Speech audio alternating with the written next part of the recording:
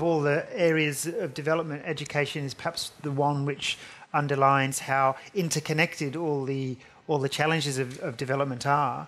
In that case, you've just given access to clean water has an impact on your ability to be successful as a student. Access to food is your ability to learn. These issues are interconnected. But I would like to say that at the outset that whilst we're going to hear a lot about the serious problems, challenges that face developing countries in terms of education, there has been a lot of progress in the last 20 years. The figure of the reduction, the figure of the 60-odd million children still not accessing education is, criminally too large. But it has come down a lot since the world. It was well over. It was like 120 million. It maybe have come down. I can't remember the exact figure, but it has come down since the Globe agreed to address this issue of universal primary education and set a goal that by 2015 there would be universal primary education. It has rapidly decreased. The problem is it has stalled. So it has stalled around a couple of years ago, partly because of the impact of the global financial crisis on aid money flows and a range of other issues.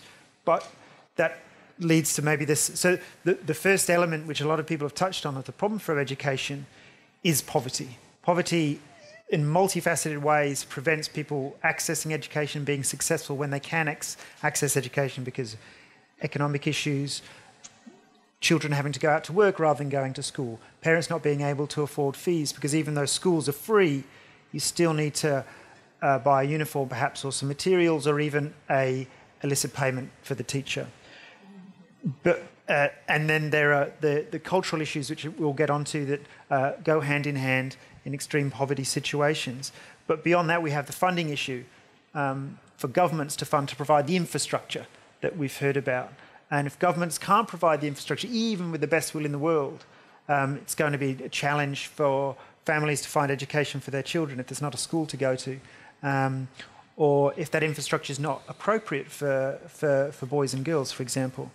And then finally, we've stalled at this moment and we need this redoubled effort to achieve universal primary education because, of course, to a certain extent, we've picked the low-hanging fruit in the last 15 years, and now it is the more difficult children to reach who are still not getting into school. They're marginalised because they are girls, they're marginalised because they're remote, because they are from one particular Indigenous group or another, because they're disabled, because they speak another language.